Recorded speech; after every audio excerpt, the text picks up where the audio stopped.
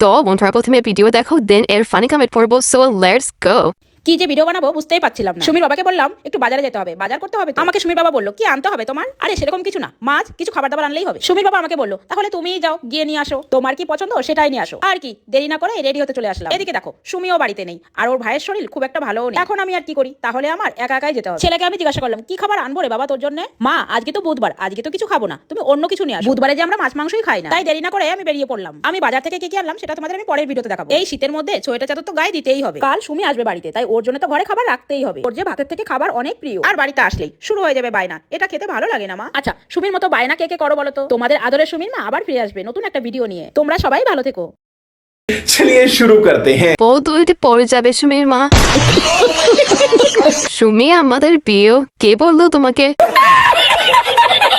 আজ তুমি বুড়ি আবার পোস্টাই কি? এই প্রথমবার দেখলাম মেয়ের পালে পরে মাও খারাপ হয়েছে।